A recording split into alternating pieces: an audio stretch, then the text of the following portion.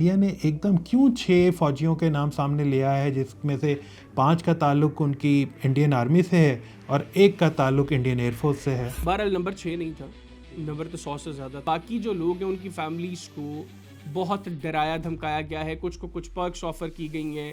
ये जो 6 लोग हैं इनकी फैमिलीज़ ने कहा था कि अगर आप ऑनर नहीं करेंगे हमारे लोगों को तो अब हम एक्सप्लॉइट करेंगे इस चीज़ को।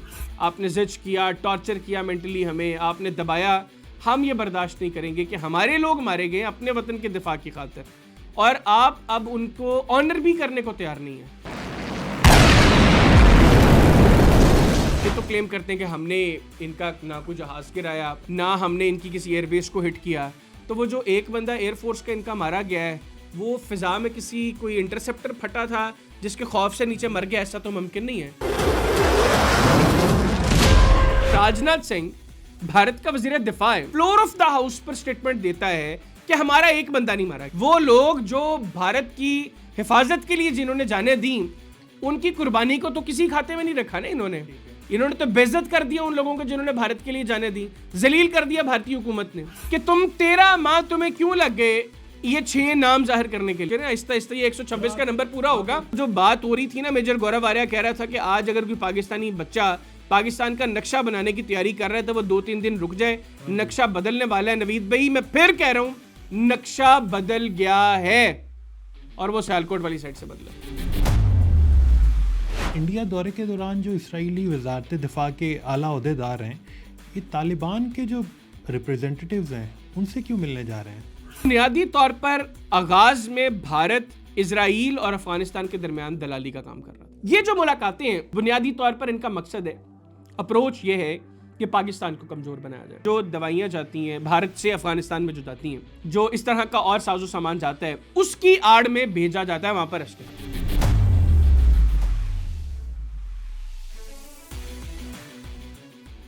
अस्सलाम वालेकुम नाजरीन, पब्लिक पॉडकास्ट के साथ मैं हूं नवीद नसीम और मेरे साथ मौजूद हैं हैदर हयात खान साहब। Thank you so much Haider for joining once again.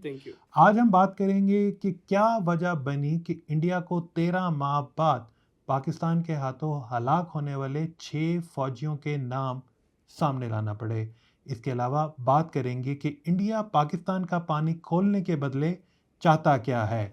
इसके अलावा आज के पॉडकास्ट में हम बात करेंगे कि इंडिया दौरे के दौरान इसराइली वजारत दिफा के आला ओहदेदार तालिबान हुकूमत के नुमाइंदों से क्यों मिलना चाहते हैं, और सबसे आखिर में हम बात करेंगे कि पाकिस्तान की बे ऑफ बंगाल में हंगूर अटैक क्लास सबमरीन तैनात करने पर इंडिया की परेशानी क्यों बढ़ रही है।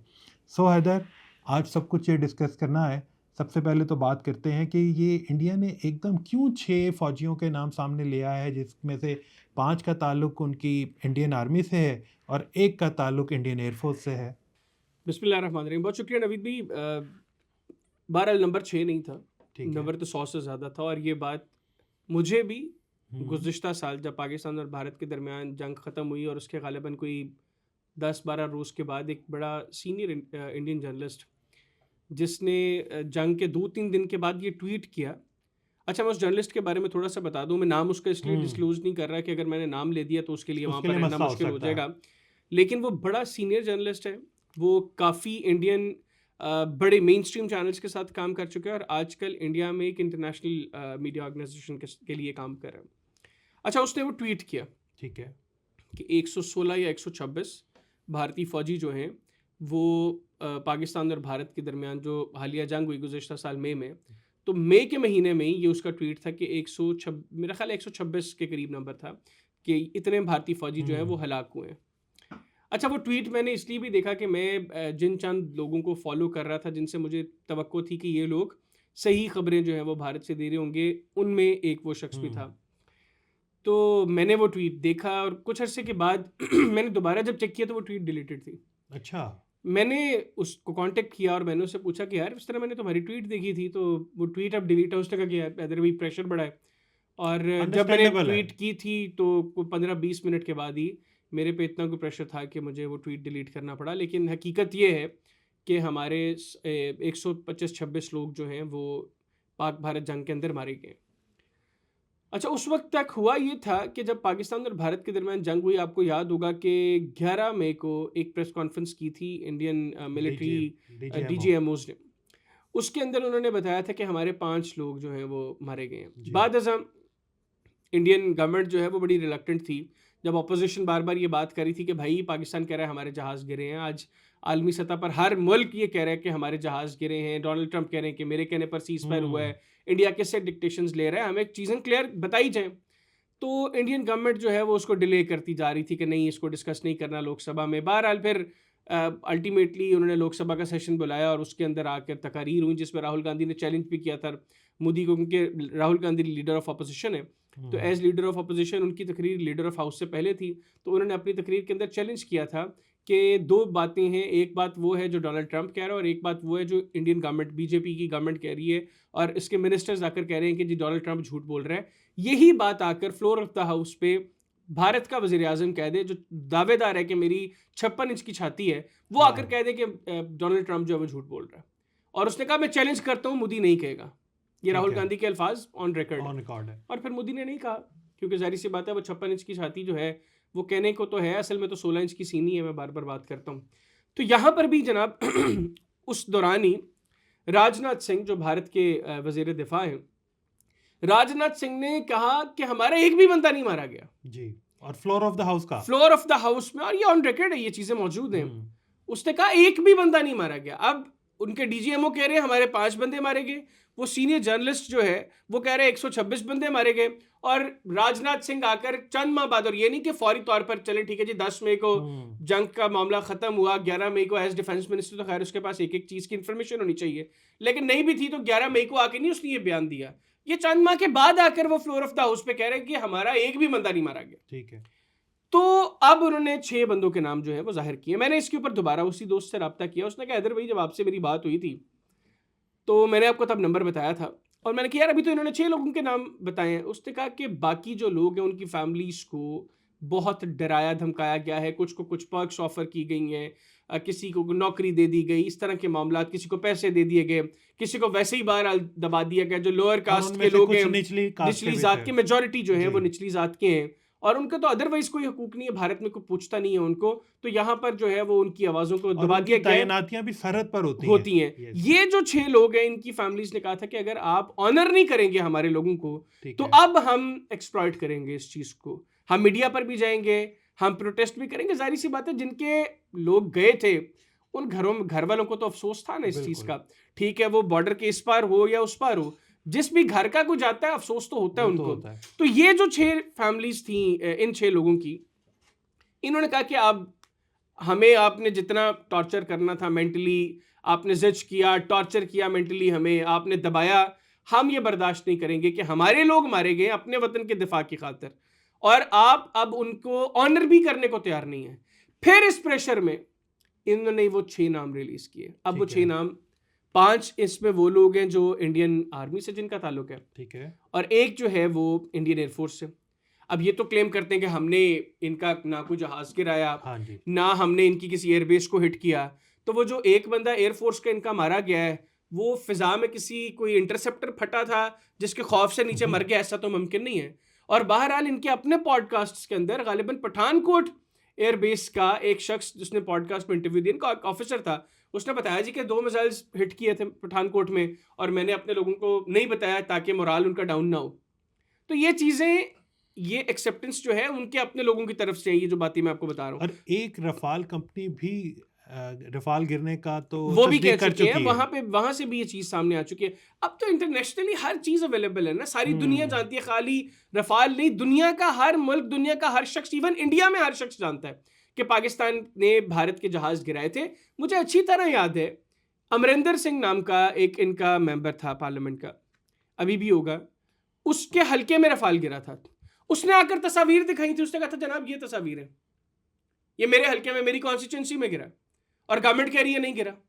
जिस वक्त 6 और 7 तारीख की रात को पाकिस्तान ने इनके जहाज गिराए, 7 तारीख की जो प्रेस कॉन्फ्रेंस थी उसमें AK भारती इंडियन एयरफोर्स को रिप्रेजेंट कर रहे थे, और दी हिंदू के रिपोर्टर ने, मुझे याद है दी हिंदू का रिपोर्टर था, उसने ये सवाल किया कि पाकिस्तान क्लेम कर रहा है कि हमने कुछ जहाज गिरे हैं भारत के जिनमें रफाल भी शामिल है, तो आप जो है वो इंडियन एयरफोर्स के रिप्रेजेंटेटिव हैं, आप उस हवाले से हमें बताएं। तो उसने ये नहीं कहा था कि हमारा जहाज नहीं गिरा, उसने कहा losses are part of battle, जंगों में नुकसान होता है, और ये सारे इंडियन चैनल्स ने इसको लाइव ब्रॉडकास्ट किया। उसके बाद जो है वो उस वक्त का जो भारतीय सीडीएस था अनिल चौहान, उसने सिंगापुर में ब्लूमबर्ग का जो इंटरव्यू दिया, उसमें भी जब ये सवाल हुआ तो उसने कहा कि नंबर्स मैटर नहीं करते। सहाफी ने सवाल, ब्लूमबर्ग की जर्नलिस्ट ने सवाल उससे किया कि पाकिस्तान ये क्लेम करता है कि हमने भारत के जहाज गिराए हैं, तो आप हमें जरा कंफर्म करते हैं कि कितने जहाज गिरे थे और क्या हुआ था। तो उसने कहा जी कि ये मैटर नहीं करता कि कितने जहाज गिरे, आप जो नंबर का पूछ रहे हैं नंबर्स मैटर नहीं करते, मैटर ये करता है कि हमने अपनी गलतियों से सीखा या नहीं। तो उसका जवाब है कि हमने अपनी गलतियों से सीखा, यानी उसने ये भी एक्सेप्ट कर लिया कि हमारे जहाज गिरे हैं, उसने ये भी एक्सेप्ट कर लिया कि हम लोग गलत थे, और उसने हर चीज मान ली यहां पर। तो ये अब कोशिश कर रहे हैं वो गोंगलुओं से वो मिट्टी झाड़ने वाला जो काम है ना। अब मसला ये हो गया कि इंडियंस कह रहे हैं कि राजनाथ सिंह भारत का वजीर दिफा है, वजीर दिफा फ्लोर ऑफ द हाउस पर स्टेटमेंट देता है कि हमारा एक बंदा नहीं मारा गया। अब इसमें दो चीजें हो सकती हैं, एक ये कि उसने इंटेंशनली ये सब कुछ छुपाया, और उसने भारत में ये कह रहे हैं कि वो लोग जो भारत की हिफाजत के लिए जिन्होंने जाने दी, उनकी कुर्बानी को तो किसी खाते में नहीं रखा ना इन्होंने। ठीक है, इन्होंने तो बेइज्जत कर दिया उन लोगों को जिन्होंने भारत के लिए जाने दी, जलील कर दिया भारतीय हुकूमत ने। तो या तो फिर भारत का वजीर दिफा जानता था और उसने जानते बूझते ये छुपाया कौम से और डिसऑनर किया इन सब लोगों को, तो इस वजह से इसको मुस्ताफी होना चाहिए। अदरवाइज दूसरा सिनेरियो है कि इसको पता ही नहीं था। अगर भारत के वजीर दिफा को यह नहीं पता था कि हमारे इतने लोग मारे गए हैं, तो फिर भी ये इस काबिल नहीं है कि इसको इस कुर्सी पर रहना चाहिए। तो इन दोनों सूरतों में इसको मुस्ताफी होना चाहिए। और अब भारत में वो तबका, मैंने मल्टीपल टाइम्स पॉडकास्ट में जिक्र किया है कि हमने जब उनको शिकस्त दी है ना, वो शिकस्त सिर्फ पाकिस्तान ने मिलिटरीली शिकस्त नहीं दी, भारत के अंदर भी उन लोगों के खौफ के बुत टूट गए हैं जो गुज़श्ता 11-12 साल से खामोश थे। उनको डराया धमकाया जाता था, कोई भी मोदी से मुतल्लिक कोई नेगेटिव बात करता था तो फौरी तौर पर उसको गद्दार डिक्लेयर कर दिया जाता था। अब वो लोग भी कह रहे हैं कि भाई बताओ, जवाब दो कि तुम 13 माह तुम्हें क्यों लग गए ये 6 नाम जाहिर करने के लिए, और अभी आगे अगर बाकी फैमिलीज भी उठी तो हो सकता है ये बाकी नाम भी डिस्क्लोज करें आहिस्ता आहिस्ता, ये 126 का नंबर पूरा होगा। एक चीज ये भी तो देखें ना कि इंडियन मीडिया ने किसी से ये सवाल भी नहीं किया कि भाई ये कैसे हो सकता है कि पाकिस्तान इतने क्लेम्स कर रहा है और आपका एक फौजी भी हलाक नहीं हुआ, और आप फ्लोर ऑफ द हाउस कह रहे हैं कि एक नहीं ठीक है, ना माने, या तो आप मानते ही ना आप आज भी ना मानते। इंडियन मीडिया को बुनियादी सवाल तो ये पूछना चाहिए अपनी हुकूमत से, जो वो नहीं पूछ रहे, अभी भी गोदी मीडिया नहीं पूछ रहा। आज भी उनको ये पूछना चाहिए कि भाई ये 6 ही थे, तो ये 13 माह क्यों लगे आपको इनके नाम डिस्क्लोज करने में? आप इसका मतलब है कि 13 माह तक तो आपने इनको डिसऑन किया, आपने जलील किया, आपने बेइज्जत किया। उन लोगों को भारतीय हुकूमत ने बेइज्जत किया जिन्होंने भारत के लिए जान दी। अच्छा, एक चीज ये बताएं कि ये 6 नाम जो हैं वो सबसे पहले किसने पब्लिश किए हैं? नहीं, ये पब्लिश आए तो नाम तो इनकी डिफेंस मिनिस्ट्री की तरफ से आए हैं, ठीक है, लेकिन जो है वो नाम बुनियादी तौर पर तो ज्यादा है। 6 नाम आए इनकी डिफेंस मिनिस्ट्री की तरफ से। उनमें से 5 का ताल्लुक जो है वो भारतीय आर्मी से है, एक इंडियन एयरफोर्स से है। और ये जो 5 हलाक हुए हैं इनकी लोकेशन या कोई डिटेल? अच्छा, मेरा ख्याल है कि इसकी डिटेल्स शायद इस तरीके से नहीं, अगर आई है तो मेरी नजर से नहीं गुजरी कि किस किस पॉइंट पे ये करते हैं क्लेम। लेकिन मैं आपको बता देता हूँ कि सबसे ज्यादा हलाकतें भारत की जो हुई हैं गुज़श्ता साल की पाक भारत जंग में, वो सियालकोट वाली साइड पे हुई। ठीक है, वहां पर नवीद भाई ऐसा धोया है हमारी आर्म्ड फोर्सेस ने इनको, ऐसा धोया इनको कि ये याद रखेंगे, जो लोग वहां पर पोस्टेड थे और जिंदा है ना, उनकी तो नस्लें याद रखेंगी कि पाकिस्तान ने S-400 भी इंस्टॉल नहीं, S-400 तो एक भुज में था और एक आदमपुर में था। मैं सियालकोट वाली साइड पे जहां पर हमारी आर्मीज जो है, इंडियन और पाकिस्तान आर्मी एक दूसरे के आमने सामने थी। और मैं बार बार बात करता हूं, अभी तक रिबटल इसका कोई इंडिया से नहीं आया, मैं बार बार ये बात करता हूं कि वो जो बात हो रही थी ना, मेजर गौरव आर्या कह रहा था कि आज अगर कोई पाकिस्तानी बच्चा पाकिस्तान का नक्शा बनाने की तैयारी कर रहा है तो वो 2-3 दिन रुक जाए, नक्शा बदलने वाला है। नवीद भाई मैं फिर कह रहा हूं, नक्शा बदल गया है और वो सियालकोट वाली साइड से बदला। अगेन मैं कह रहा हूं, पाकिस्तान ने नक्शा बदल दिया है और वो सियालकोट वाली साइड से बदला है। और इनके सबसे ज्यादा लोग जो जहन्नुम हासिल किए पाकिस्तान ने वो उस बेल्ट में किए। तो आपका कहने का मतलब है कि पाकिस्तानी आर्मी ने सियालकोट, मेरे कहने का मतलब ये है कि नक्शा बदल गया है। आगे ना बात की जाए, बिल्कुल ठीक है, ठीक है। लेकिन आप ये चीज़ बताएं ना मुझे कि अब ये 6 लोगों का नाम तो सामने आ गया, उस 6 नाम सामने आने के बावजूद भी वहाँ पे जो इंडियन मीडिया है वो अपनी हुकूमत से कोई सवाल नहीं कर रहा, कुछ नहीं बता रहा कि ये 6 कैसे मरे, कहाँ से आए, कोई रातों रात सो रहे थे, ये तो नहीं ना हुआ कि उठे ही नहीं। हाँ। कोई उसके डिटेल्स आने ये वो 6 लोग तो नहीं थे ना कि जिस दिन जंग शुरू हुई थी ये कुदरती मौत मारे गए। कोई एक्सीडेंट में मारा गया, कोई अच्छा, भूख इससे से मर पहले गया। इनकी एक सेरेमनी भी हुई थी। अच्छा, उस सेरेमनी में इन्होंने जख्मी लोगों को भी जो है वो कुछ अवार्ड्स अच्छा। वगैरह दिए थे, उनमें भी एक बड़ा नंबर इंडियन एयरफोर्स का था। ठीक है। अब सवाल, ठीक है ये लाइन ऑफ कंट्रोल का तो एक मान अलग लिया। सिलसिला है ना, ये जो एयरफोर्स के इनके लोग जिनको इन्होंने जो है उसमें मेडल्स वगैरह दिए वो कहाँ पर जख्मी हुए, मेरा तो सवाल ये है। मैंने इनके एक मेजर जनरल साहब से पूछा, राजन कोचर साहब से, डॉक्टर राजन कोचर, मैंने कहा जनरल साहब मुझे बताएं, आप कहते हैं हमारा बंदा कोई जख्मी नहीं हुआ, हमारी किसी एयरबेस को आपने हिट नहीं किया, तो ये जो एयरफोर्स के लोगों को आपने मेडल्स दिए हैं ये क्यों दिए, ये किस बिहाफ पर दिए हैं? और वो एक शख्स तो था उसका बाजू टूटा हुआ था, तो मैंने कहा ये ऐसा तो नहीं कि को ऊपर मिसाइल आ रहा था, वो मिसाइल फटा और ये नीचे गिर गया और गिरने से इसके बाजू जो है वो टूट गया। डेफिनेटली उन्होंने कहा जी नहीं, आपने बहुत हमले किए थे, हर हमले को रोका नहीं जा सकता, हो सकता है किसी जगह पे कुछ। अच्छा, ये मेरे प्रोग्राम में उन्होंने माना इस चीज को। अच्छा, इससे ये चीज़ भी कंफर्म होती है कि जो रफाल में उनके पायलट हलाक हुए वो तो हुए, उनकी नंबरिंग अलहदा है, जो उनके एयर बेसिस पे पाकिस्तान ने हमले किए उसमें भी लोग जो है वो काफी डेफिनेटली शदीद उनमें भी जख्मी हुए। बहुत लोग जख्मी हुए, बहुत से लोग जो हैं वो उसमें हलाक हुए, लेकिन जो ज्यादा हलाकतें हुई हैं वो जो हमारी आर्मी ने लाइन ऑफ कंट्रोल और इंटरनेशनल बॉर्डर पे जो कॉन्फ्लिक्ट था जिसमें इंडियन आर्मी और पाकिस्तानी आर्मी आमने सामने थी, ज्यादा नंबर जो है वो ज्यादा लॉसेस इंडिया को वहां पर तस्दीक उन्होंने खुद कर दी है कि 5 जो है इन्होंने मान ली है। हाँ जी, बुनियादी तौर पर। ठीक है। अच्छा, अब ये बताएं कि ये और क्या सामने आ रहा है, आपको कुछ लग रहा है कि पिछले जंग से मुतालिक ये कुछ और भी कन्फेस अच्छा, अब इन्होंने क्या किया है, इन्होंने ना, वैसे तो अब देखें ना, जो डिफेंस रिलेटेड चीज़ें होती हैं वो इस तरह आराम से लीक नहीं हो जाती, अगर वो लीक होती हैं तो वो इंटेंशनली की जाती हैं। रिसेंटली इंडिया के हर मीडिया चैनल ने कहा ये सबसे पहले हम इस डॉक्यूमेंट तक पहुंच गए। हाँ जी। और उस डॉक्यूमेंट में उन्होंने कहा जी कि 36 रफाल्स को इंडिया ने फ्रांस को कांटेक्ट किया उनको अपग्रेड करने के हवाले से, उनकी मेंटेनेंस के हवाले से।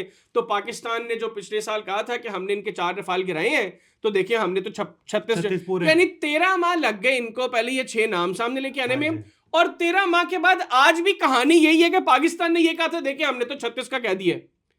यानी 13 माह से ये लोग भी इस चीज को मान के तो बैठे हुए हैं कि हमने रफाल गिराए हैं। आज भी ये अपने लोगों को तसल्लियां दे रहे हैं, कहां से, कि जो डॉक्यूमेंट हमने तो कहा, मैं आज फिर चैलेंज करता हूं, फिर मैं कह रहा हूं लाए 36 रफाल खड़े कर दें, उनकी को वीडियो बना दे। और तुम लोगों ने तो अपने जो ऑपरेशन सिंदूर की बरसी बनाई थी, उस बरसी पे इंडियन एयरफोर्स की जो वीडियो रिलीज की थी इन्होंने टेल नंबर्स ब्लर कर दिए थे, क्योंकि हमने तो टेल नंबर्स भी बता दिए कि BS001, एक तो मुझे याद है जो पहला रफाल भारत में दाखिल हुआ था वो सबसे पहला रफाल था जो पाकिस्तान ने जमीन बोस किया। तो हमने तो यहां तक बताया इनको कि कहां कहां पे गिरा, कौन कौन सा गिरा, टेल नंबर कौन कौन सा था, हर चीज बताई हमने इनको।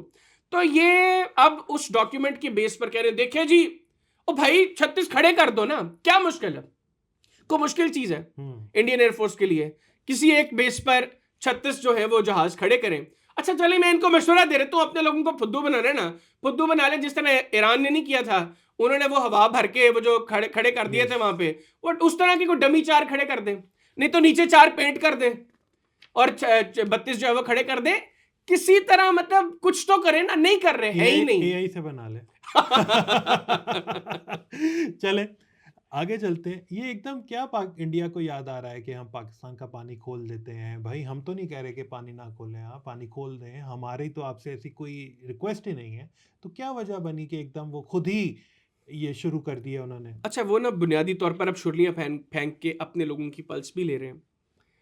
2 चीजें हैं, एक बात तो ये कि भारत को इस चीज का अंदाजा हो गया है कि इंटरनेशनल हर फोरम पर भारत के नैरेटिव को अपोज किया जा रहा है, वर्ल्ड बैंक हो, even permanent court of arbitration हो, उसकी भी जो सप्लीमेंटल रूलिंग थी वो यही कहती है कि भारत को यह हक हासिल नहीं है कि वो एक तरफा तौर पर यह काम करे। ठीक है, पाकिस्तान और भारत के दरमियान जो मुआहदा है, भारत पाबंद है उस मुआहदे के ऊपर अमल दरामद के लिए। और इनफैक्ट जो वर्ल्ड बैंक की तरफ से है उसमें तो साथ उन्होंने कहा जी कि आपने जो पानी छोड़ना भी है आपने वो भी बताना है। यस, वो पाबंद जो है। पाकिस्तान के हक का पानी है जो उसको मिलना है वो तो देना ही देना है, आपने उनको पेशगी इतला भी देनी है। आपने ये नहीं करना, क्योंकि माजी में तो ये प्रैक्टिस थी, इन्होंने रिसेंटली जो पाकिस्तान में फ्लड्स है जब पानी खोला तो पाकिस्तान को इतला नहीं दी इन्होंने पेशगी लास्ट ईयर, तो उन्होंने कहा आप ये भी पाबंद है, आपने ये सब कुछ उनके साथ शेयर कर रहे हैं। और अगर आपने कोई प्लान करनी है कोई चीज तो उसमें भी आप पहले पाकिस्तान से परमिशन लेंगे। बिल्कुल। और अगर पाकिस्तान आपको अलाउ करेगा फिर आप उस हवाले से कुछ कर सकते हैं। लेकिन पाकिस्तान, हमारी अपनी जरूरियात है, हम क्यों जो है वो अब वो क्या कर रहे हैं। अच्छा, पिछले दिनों एक इंडियन चैनल पर मेरे साथ उनके एक इंडियन नेवी के एक फॉर्मर कैप्टन थे जो गालिबन INS विक्रांत के कैप्टन रह चुके हैं, जो उनका एयरक्राफ्ट कैरियर है।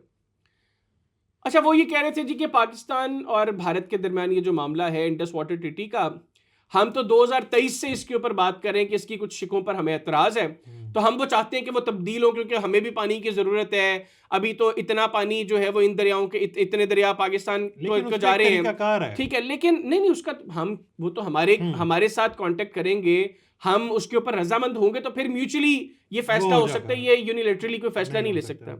अच्छा, मैंने उसमें उनसे भी सवाल किया, मैंने कहा आप तो कहते हैं कि ये खून और पानी एक साथ नहीं बहेगा, और चूंकि पहलगाम का वाकया हुआ तो आप लोगों ने ये पानी बंद किया, तो 2023 में क्या हुआ था? आप अब ये बात कर रहे हैं कि हमें इसकी कुछ शिकों पर एतराज है, हम चाहते हैं कि वो उसमें जो है वो थोड़ी सी तब्दीली आए, तो 2023 में तो पहलगाम नहीं हुआ था। बिल्कुल। और उससे पहले आपने कभी, जो हमारी जंगें, बड़ी जंगें हो चुकी हैं, 1960 के बाद 65 की हुई, 71 की जंग हुई, कारगिल हुआ, 2019 में हमने आपके जहाज गिराए, एक छोटा सा कॉन्फ्लिक्ट हुआ ना, तो तब कभी पानी बंद नहीं हुआ। तो अब 25 में आपको अचानक क्यों पहलगाम के बाद फौरन याद आ गया? इट मींस कि आप लोगों की इंटेंशन थी ये पानी बंद करना, ये बहाने थे सारे, ये फॉल्स फ्लैग जो थे, ये आपने उसकी बुनियाद डाली। जिस तरह इन्होंने 1971 में पाकिस्तानी फिजाइया के लिए इंडियन जो एयर स्पेस है उस पर पाबंदी लगा दी, क्योंकि ये जंग की तरफ लेकर जा रहे थे, इनको पता था कि मुश्किल हो जाएगा चीजें जो है वो वेस्ट पाकिस्तान से ईस्ट पाकिस्तान लेकर आना, तो इन्होंने अपनी एयर स्पेस बंद कर दी। उससे पहले उसकी बुनियाद क्या बनाई? इन्होंने अपना एक जहाज जो है वो हाईजैक करवाया, गंगा मुझे याद है उस जहाज का नाम था। इन्होंने कहा जी पाकिस्तान ने हाईजैक किया। अब खुद इन्होंने एक्सेप्ट करना शुरू कर दिया 2-3 साल से कि गंगा की हाईजैकिंग जो है वो इंडिया का अपना प्लान था, और इस वजह से गंगा हाईजैक किया गया था ताकि उसकी बुनियाद पर ये हम पाकिस्तानी जहाजों के लिए अपनी एयर स्पेस बंद कर सके। तो ये बुनियादी तौर पर इनकी पुरानी रविश है। लेकिन अब मसला ये कि हमारी लीडरशिप वो नहीं है, और हमारी लीडरशिप की अप्रोच भी वो नहीं है। हम तो ईंट का जवाब एक पत्थर से देंगे नहीं, हम इतने पत्थर मारेंगे कि इनको लग समझ जाएगी मैं और कोई लफ्ज पॉडकास्ट में बोलना नहीं चाहता। तो अब क्या कर रहे हैं? एक तो ये अपने कुछ लोगों से इस तरह की बातें करके कुछ शुरलियां छुड़वा रहे हैं कि पब्लिक पल्स क्या है। क्या देखें ना, आप बार बार जब एक ही बात करते हैं तो आप पर प्रेशर बन जाता है। अब आज अगर इंडिया पानी छोड़ देता है, वैसे तो पानी आ रहा है, लेकिन जो टनल इन्होंने बनाई है या जो डैम बनाया है, बनाने की ख्वाहिश रखते हैं, जिसमें ये चाहते हैं कि पाकिस्तान के हिस्से का पानी जो है उस तरफ मोड़ दिया जाए, अगर वहां पर ये पानी नहीं भेज पाते तो अपने लोगों को क्या कहेंगे? उसकी बेस इन्होंने बनानी है। उसकी बेस कैसे? पहले शुरलियां फेंकेंगे, अपने कुछ इनके जो कुत्ते हैं उनको कहेंगे कि भौंको इसके ऊपर, वो भौंकना शुरू करेंगे, फिर देखेंगे कि पब्लिक इसके ऊपर किस तरीके से रिस्पॉन्स देती है, वो वट्टे मारती है या वो ठीक है ऐसी गुजर जाती है। अगर वो ऐसे गुजर जाएगी तो ये उस तरीके से चलेंगे। अब दो चीजें हो रही है, एक तो इंटरनेशनल प्रेशर ये है कि जो लॉज हैं, जो मुआहदे हैं, आप पाबंद हो उनको मानने के। दूसरा है नहीं करना, फिर इंटरनेशनल लॉ आएगा तो उसमें हर दरिया का पानी फिर पाकिस्तान की तरफ आएगा।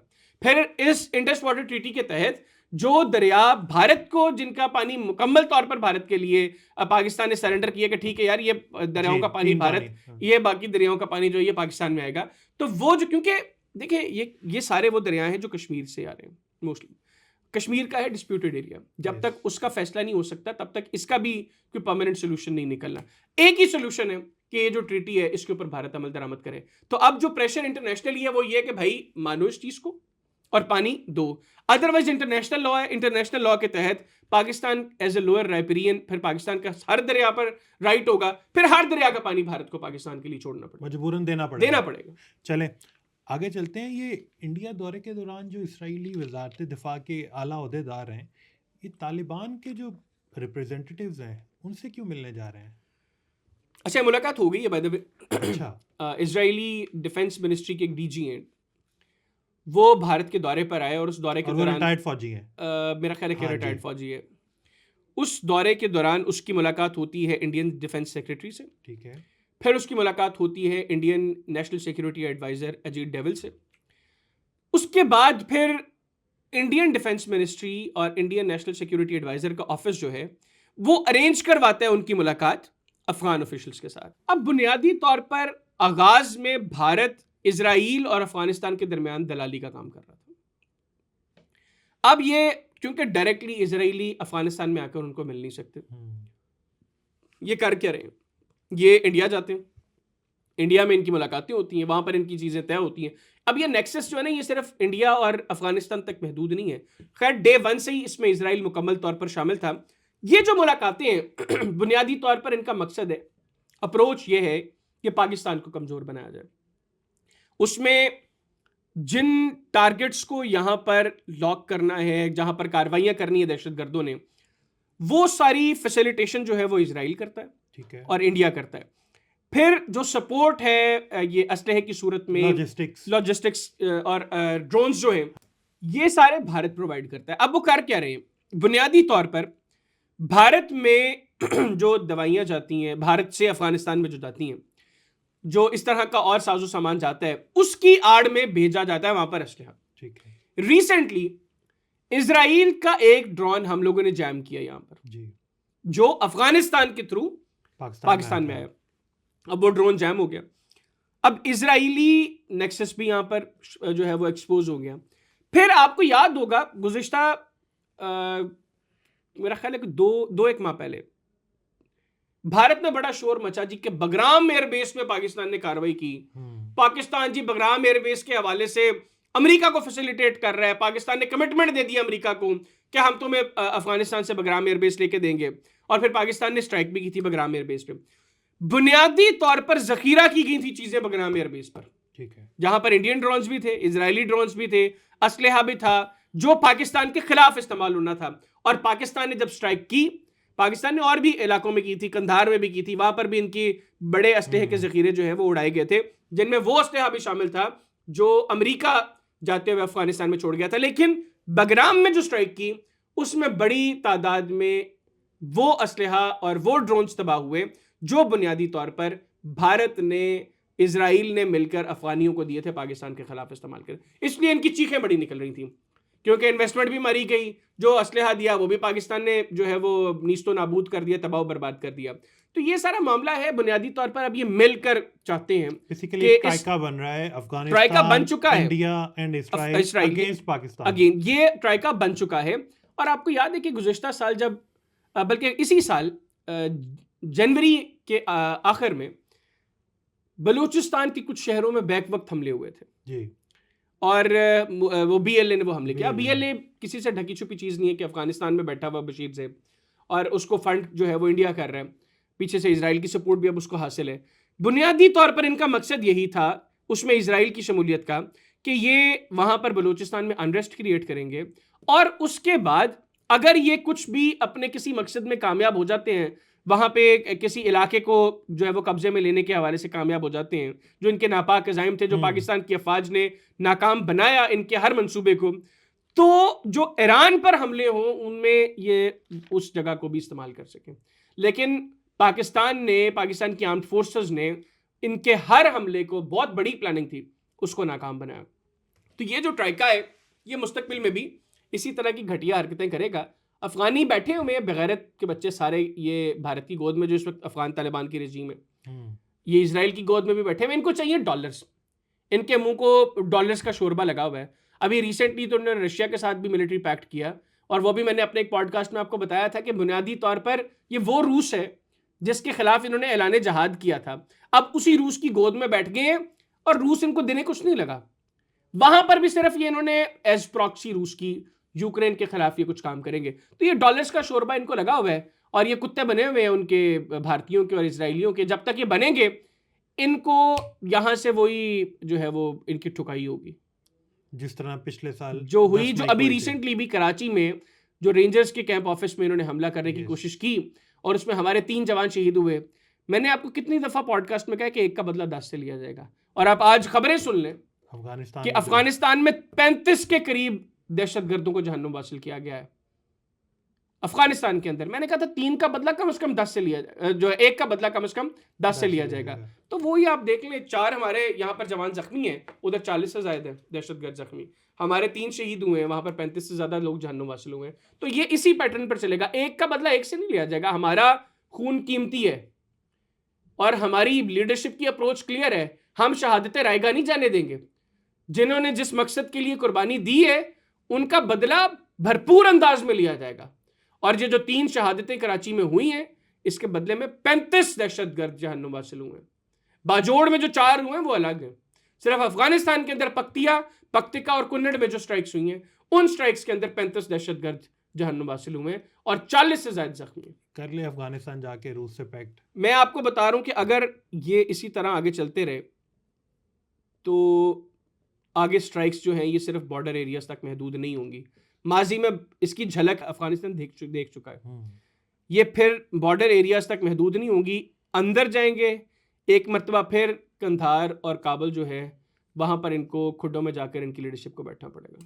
चलें आगे चलते हैं। ये पाकिस्तान जो बे ऑफ बंगाल में हंगूर क्लास अटैक सबमरीन इंस्टॉल करने जा रहा है वहाँ पे, ताकि इंडिया को और चढ़ाया जाए बेसिकली। इंडिया में सुने बहुत उस पर सफ़े मातम बिछी हुई है। अच्छा नवीद भी, हंगूर जो नाम है ना, बुनियादी तौर पर यही बहुत खौफ की अलामत है। भारतीयों के साथ, भारतीय नेवी के साथ पाकिस्तानी नेवी की जो तारीख रही है उसमें जो हमारी हंगूर क्लास सबमरीन थी उसका एक बड़ा किरदार था।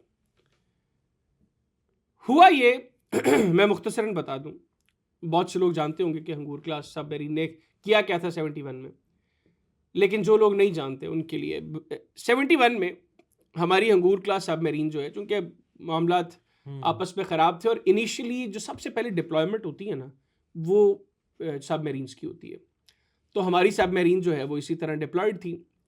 इंडिया ने अपने कुछ जो है वो एंटी सबमरीन शिप्स जो है वो भेजी हंगूर सबमरीन को ढूंढने के लिए। अब हंगूर ने जब ये देखा कि इंडियन शिप्स उसको फॉलो कर रही हैं या उसको ढूंढ रही हैं, डिटेक्ट करने की कोशिश कर रही हैं, तो वो थोड़ा मजीद डेप्थ में चली गई। एक पैटर्न में अब ये सर्च कर रहे थे उसको, उसमें भारत की कुछ शिप्स शामिल थे जिनमें एक INS किरपान था और एक INS कुकरी था। अब INS कुकरी और किरपान जो है ये एक पैटर्न में हंगूर को ढूंढ रहे, और हंगूर में जो उस वक्त के कमांडर थे तस्नीम साहब, उन्होंने इसको सारे पैटर्न को चेक कर लिया कि अब ये एक बार भी इसी पैटर्न में, दूसरी बार भी इसी पैटर्न में, तीसरी बार भी इसी पैटर्न में। अब चौथी बार जब उन्होंने देखा कि यार ये एक ही पैटर्न पर आ रहे हैं, तो उन्होंने एक टाइम पर जब ये असेस कर लिया कि अब यहाँ पर इनको अटैक किया जा सकता है, तो हंगूर थोड़ा सा ऊपर आके उसने टॉर्पीडो फायर किया INS किरपान पर। अब वो टॉर्पीडो मिस हो गया, वो जाकर INS किरपान को नहीं लगा। अब चूंकि उसकी लोकेशन जो है हंगूर की वो डिस्क्लोज हो गई, तो फौरी तौर पर इन्होंने अगला टॉर्पीडो फायर किया INS कुकरी पर और वो उसकी बैली पर जाकर लगा, जिसके बाद अगले 2 से 3 मिनट में INS कुकरी जो है वो समंदर पर डूब गई वो, और उसमें रिपोर्टेडली 130 से ज्यादा भारतीय नेवी के लोग मौजूद थे, जिनमें 18 उनके ऑफिसर्स थे। तो वो सारे जो है उनमें मेजॉरिटी वो उस हादसे के नतीजे में वो लोग मारे गए। अब इन्होंने दोबारा फायर किया टॉर्पीडो INS किरपान पर, वो अब जाके लगता है उसके प्रोपेलर पर। अब उसका एक प्रोपेलर जो है वो तबाह हो जाता है, और वो एक प्रोपेलर पे आप कह लेंगे लंगड़ी होके उसने वापसी का सफर शुरू किया। लेकिन अब उसके पास ये चांस था कि वो लोग जो INS कुकरी के समंदर में डूबे थे या समंदर में इस वक्त तैर रहे थे, क्योंकि नवंबर दिसंबर का महीना था, मौसम बहुत ठंडा था, तो वो उनको बचा सकती थी। लेकिन इतना खौफ था हंगूर का कि अपने लोगों को समंदर में डूबता छोड़कर किरपान जो है वो वापसी की राह पकड़ी और भाग गई। अब इंडिया ने बड़े एक्सटेंसिव स्केल के ऊपर PNS हंगूर के खिलाफ ऑपरेशन शुरू कर दिया। इन्होंने वहाँ पर जो है वो डेप्थ फायरिंग जो है वो शुरू कर दी। इन्होंने अपनी जो है वो वहाँ पर इवन अपनी एयरफोर्स को एंगेज किया, उसने भी उस एरिया पे जो है वो स्ट्राइक्स शुरू कर दी। अब हुआ ये कि हंगूर के जो हमारी उस वक्त के कमांडर थे, उनको अंदाज़ा था कि नेचुरली भारत ये सोचेगा कि हंगूर अभी अटैक करके वापस पाकिस्तानी पानियों की तरफ जा रही है और वहां पर ही हमें टारगेट करने की कोशिश करेंगे। तो उन्होंने क्या किया, उन्होंने पाकिस्तानी पानियों में जाने की बजाय उन्होंने डीप इनसाइड इंडिया जाने का फैसला किया और वो इंडियन वाटर्स में आगे चले गए। अब ये 4-5 दिन इंडियन नेवी ने, इंडियन एयरफोर्स ने बड़ा एक्सटेंसिवली वहां पर स्ट्राइक्स की और उसी दौरान एक जो उनका कोई ब्लास्ट हुआ उसके कुछ पुर्जे आकर हंगूर को लगे भी, उसकी बॉडी को टच भी किए, जिससे काफी अंदर जो है वो टर्बुलेंस आई। बहरहाल वो अब 4-5 दिन तक जब वहां पर ये ऑपरेशन करते रहे हंगूर के खिलाफ, तो उन्होंने फिर अनाउंस कर दिया और उधर से ये भी खबर आ गई कि पाकिस्तान में अभी तक हंगूर नहीं पहुंची, कनेक्शन सारे उन्होंने खत्म कर दिए आपस में, हंगूर ने बिल्कुल ही हर चीज जो है वो खत्म कर दी ताकि किसी तरीके से भी वो ट्रेस ना हो सके। तो जनाब भारत ने अनाउंस कर दिया कि हमने आईएनएस कुकरी का बदला ले लिया और आईएनएस किरपान का बदला ले लिया, हंगूर को हम लोगों ने तबाह कर दिया। ये अनाउंस करके उन्होंने वहां पे जश्न मना लिया, इंडियन नेवी ने जो है वो कहा जी कि हमने तो बड़ा तीर मार दिया, बड़ा मार्का हम लोगों ने जो है वो सर कर लिया, ये अब वापस अपने पानियों की तरफ आ गए। ऐसे में जब हंगूर को उनको तस्नीम साहब को ये फील हो गया कि अब वहां पर मामला ठंडा है, वो वापस पाकिस्तान की तरफ और पाकिस्तानी वाटर्स में जाकर उन्होंने जब पाकिस्तानी नेवी से कांटेक्ट किया तो यहाँ पर जश्न का मौका, हंगूर बाहर वापस आ गई और भारत को मुंह की खाना पड़ी। अब ये जो हंगूर है बुनियादी तौर पर ये भारत के लिए खौफ की अलामत है।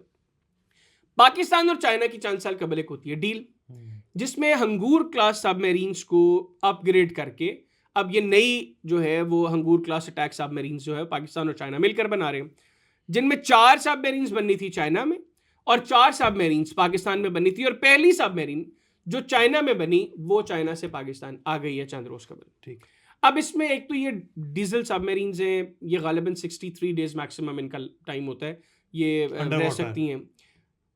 इसमें जो है वो एयर इंडिपेंडेंट प्रोपल्शन है, ये एडिशनल टाइम देता है इसको, ये मतलब 63 डेज से ज्यादा जो है ये पानी के अंदर रह सकती है। सेकेंडली इसकी जो डिटेक्शन है वो कंपैरेटिवली मुश्किल है, ये नहीं है कि बिल्कुल डिटेक्ट नहीं हो सकती, लेकिन इसको डिटेक्ट करना वो मुश्किल है। और इंडियन नेवी का मुझे पता है उनकी तमाम फोर्सेस की अगर आप स्टडी करें तो अगर ये थोड़ा सा मुश्किल है इसका मतलब है कि इंडियन नेवी के लिए इसको डिटेक्ट करना नामुमकिन है। अब इंडिया में ये बहस हो रही है कि पाकिस्तान ये कह रहा है कि हम बे ऑफ बंगाल में हंगूर क्लास अटैक सबमरीन्स डिप्लॉय करने लगे। अब इंडिया और पाकिस्तान 71 से पहले तो हमारी प्रेजेंस थी ना बे ऑफ बंगाल में, लेकिन 71 के बाद चूंकि वहां पर बांग्लादेश बन गया, हमारी जो पाकिस्तान नेवी है वो सिर्फ इंडियन ओशन की हद तक, हमारा जो इंडिया के साथ मामला है हम सिर्फ वहां तक हमारी नेवी आ गई। तो अब हम आगे बढ़कर अगर बे ऑफ बंगाल में हमारी चूंकि बड़ी फ्लीट है, 8 सबमरीन्स है और 8 सबमरीन्स बहुत ज्यादा है, हम 2 भी डिप्लॉय कर देते हैं बे ऑफ बंगाल में तो उनके लिए तो भारत के लिए मुश्किल है, क्योंकि अब इनको 2 वे थ्रेट है। ये बातें तो करते हैं कि हम 2 फ्रंट वॉर की कैपेबिलिटी रखते हैं, लेकिन सिंगल फ्रंट पे हमने जो चित्रोल लगाई वो सबको पता है। तो अब वहां पर ये डिस्कशन हो रही है कि हमारी कॉस्ट लाइन ऑलरेडी इंडिया की जो है वो 11,000 किलोमीटर की है और पाकिस्तान की तो सिर्फ जो है वो 100 किलोमीटर की है, और उसमें पाकिस्तानी नेवी की बात होती है ना कि इंडियन नेवी बहुत बड़ी है। देखिए हमने अपने रिसोर्सेस और हमें जरूरत किस चीज की है उसके अकॉर्डिंग काम करना है ना। अब ऐसा तो नहीं कि इंडिया की 11,000 किलोमीटर की कोस्ट लाइन है, उसके लिए उनको जो है वो फॉर इंस्टेंस 11, मैं मिसाल दे रहा हूँ, सबमरीन्स चाहिए, तो हमारी तो सिर्फ 1,000 किलोमीटर की है, हम 1,000 किलोमीटर के लिए हमें 11 की क्या जरूरत है। तो हमने उस हिसाब से हमारे नंबर्स अल्हम्दुलिल्लाह बेहतरीन है। नो डाउट हमारे पास रिसोर्सेज कम है, हमने बहुत सी चीजें जो खुद बनाई है वो बड़ा खतरा है भारत के लिए, इंडिया के लिए तो मोर देन इनफ है। तो अब जनाब अगर हम बे ऑफ बंगाल में आते हैं तो इनको 2 वे थ्रेट, सिंगल वे जो सिंगल फ्रंट था गुज़िश्ता साल उधर ये हिल नहीं सके, इनका ना कोई एयरक्राफ्ट कैरियर हिला, इनकी ना कोई सबमरीन बाहर आई, क्योंकि इनको अंदाजा था जो पाकिस्तान की तरफ जाएगा वो समंदर बर्द होगा। तो ये जो 2 फ्रंट थ्रेट है ये अब भारतीय नेवी की नींदें इसने हराम की हुई हैं और वो लोग परेशान है कि कब पाकिस्तान वहां पर डिप्लॉय करेगा, पाकिस्तान करे या ना करे। ये तो अब जब सबमरीन्स पूरी होंगी उसके बाद देखेंगे करना है या नहीं करना चाहिए। वैसे मैं तो समझता हूँ बिल्कुल हमें करना चाहिए, हमारे पास बड़ा नंबर है, हम और बहुत कुछ बना रहे हैं, तो हमें बिल्कुल 2-3 जो है वो सबमरीन्स वहां पर डिप्लॉय करनी चाहिए ताकि इनकी बगैरतों की नींदें जो है वो हराम रहें। तो हम जब वहां पर डिप्लॉय कर देंगे वो कुछ करें या ना करें, आप यकीन करें कि ये इनकी जो है वो मां मर जाएगी इंडियन नेवी की। चलें, बहुत बहुत शुक्रिया, thank you very much. Public podcast से इजाज़त दीजिए, अल्लाह हाफिज़।